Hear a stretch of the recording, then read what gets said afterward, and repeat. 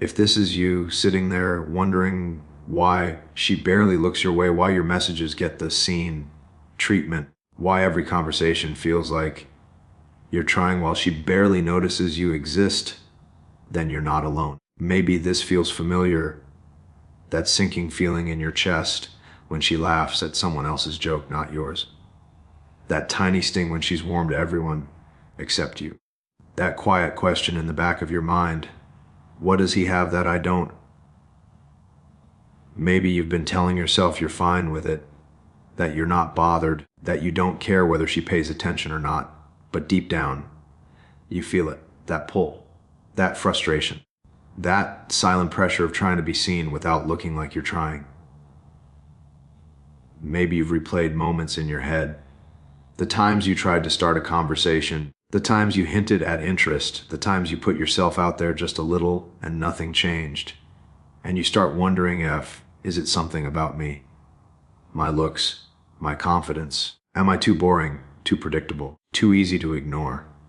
You start noticing how she reacts to other guys, even the ones who aren't better looking or more successful, and it eats at you. It makes you question your worth in ways you'd never admit out loud. Maybe the worst part is the invisibility. Not rejection, not humiliation, just nothing. As if you're standing right there, and somehow still not enough to spark even a flicker of interest. But here's the thing, what if the problem was never you, but the way you're showing up? What if attention isn't something you chase, but something you naturally trigger in her without trying? Because if she's not interested now, the real question is, what if you could flip that feeling in her mind without saying more, chasing more, or becoming someone you're not? If you've been chasing a woman's attention and getting nothing back, the first thing you need to understand is this: most men approach this situation from a place of urgency, not strength. They think attention is earned by doing more, giving more, proving more. But when you operate from that mindset, you're already giving away the one thing that actually creates attraction, your internal steadiness. Most men get this wrong because they treat attention like a transaction. They believe if they say the right thing, send the right message, compliment her enough, or show enough interest, she'll eventually turn around and notice them. But women don't respond to effort, they respond to energy. When your energy says, I hope she sees me, you shrink. When your energy says, I see myself clearly, everything changes. There are a couple of masculine principles that flip this dynamic completely. The first is the principle of emotional non-reactivity. When you're not thrown off by her silence, her coldness, or her distance, you stop giving power away. Most men don't realize that their anxiety is louder than their words. A woman feels it instantly. She can sense when a man isn't grounded in himself, and the moment she feels that, her interest drops. Not because she's cruel, but because she's instinctively wired to respond to certainty, not need. The second principle is quiet self-possession. Not arrogance, not pretending, but a man who knows who he is and doesn't bend himself to fit someone else's approval. A woman pays attention to a man who moves through the world with a sense of internal direction. When you stop trying to fit into her world and start acting like a man who already has his own, she naturally becomes curious. Getting a woman's attention isn't about pursuing, convincing, or performing. It's about stepping back into the version of yourself she can't ignore. The one who leads with calm presence, not restless wanting. It always starts the same way. You're standing in a room where everybody seems to move effortlessly, laughing, talking, weaving in and out of conversations like it's all second nature. But for you, everything narrows down to one person. Her. The way she tilts her head when she listens, the way she tucks her hair behind her ear, the way she smiles at someone else in the room seems to shift a little. You tell yourself you're not staring, but you are. You tell yourself you're not affected, but you feel it. That sting you'd never admit out loud. She's close enough to touch, yet somehow miles away. You think about walking over. You rehearse something simple in your head. Hey, how's your night going?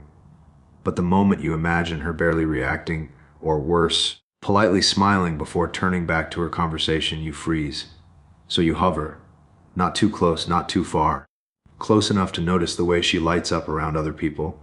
Far enough that she never notices you at all. There's a moment when she laughs at something another guy says. A laugh that feels like it lands right in your chest. You watch the way she leans in, the way her eyes soften, and you wonder, what does he have that I don't? What makes her see him? And the question echoes louder than the music in the room.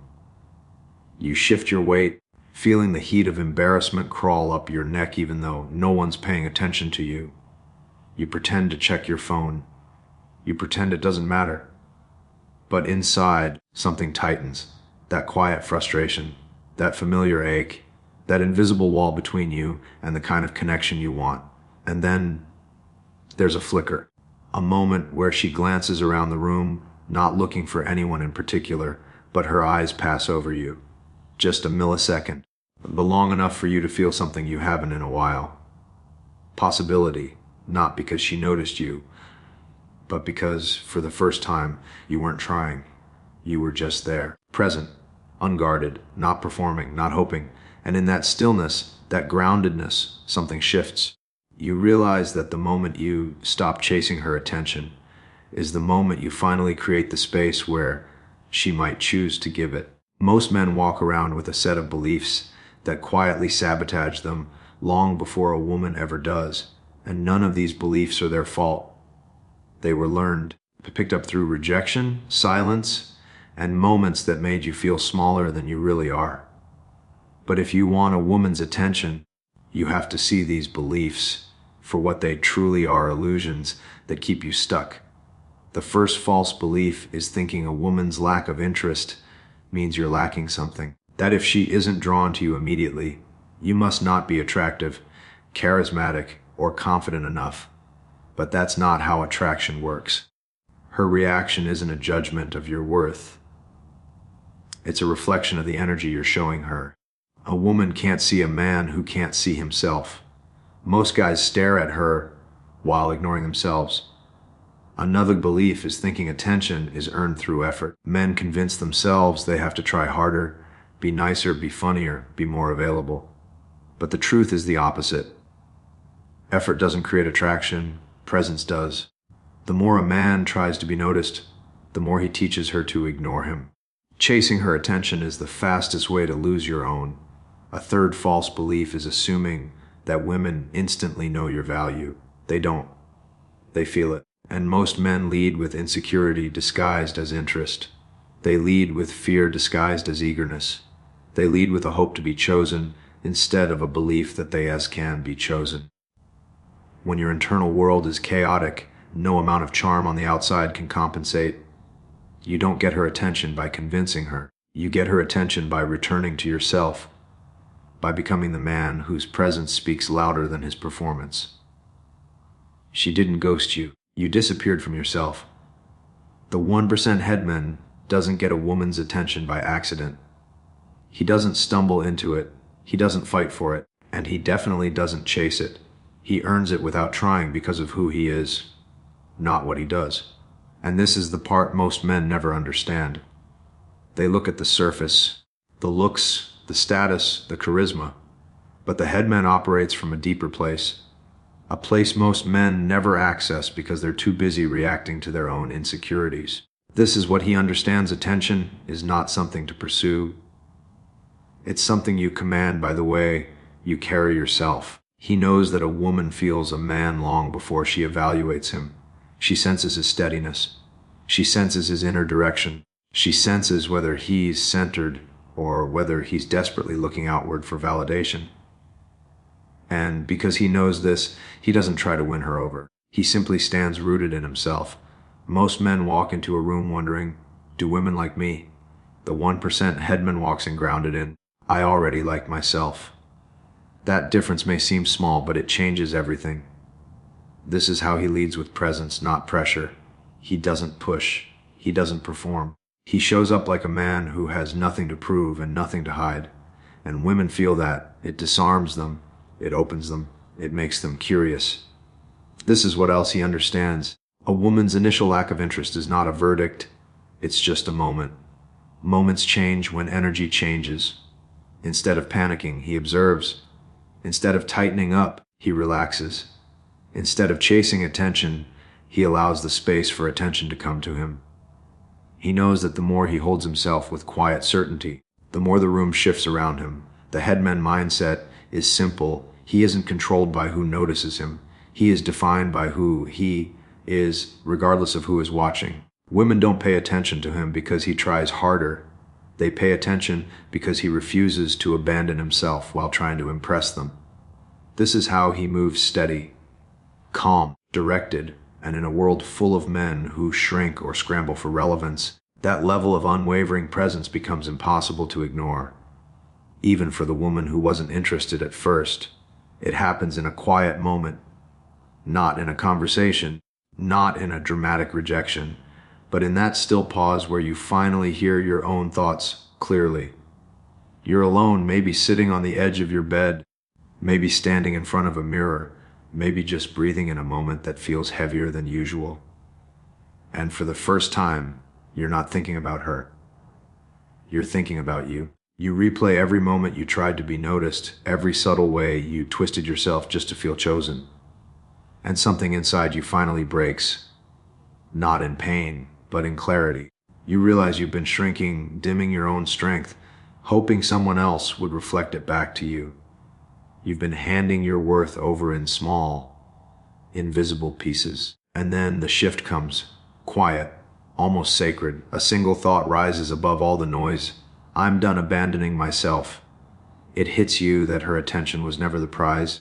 Your presence was. Your certainty. Your identity. All the things you forgot while trying to get her to look your way. You breathe deeper. Your shoulders loosen. And it feels like waking up from a long sleep, remembering the version of you that didn't need permission to stand tall. From that moment on, something in you returns. Not louder, just steadier. Not desperate, just whole. And for the first time you feel it. You were never invisible. You just stopped seeing yourself. You don't get her attention by trying harder, by saying more, or by standing in the shadows hoping she turns your way. You get it the moment you return to yourself. The moment you stop chasing what you think will complete you and start embodying what's been missing all along. The presence, the steadiness, the quiet strength she can feel even before she looks at you. Because when a man finally remembers who he is, the world responds differently, and the woman who once overlooked you can't ignore what you've become. A man becomes unforgettable the moment he stops asking to be seen.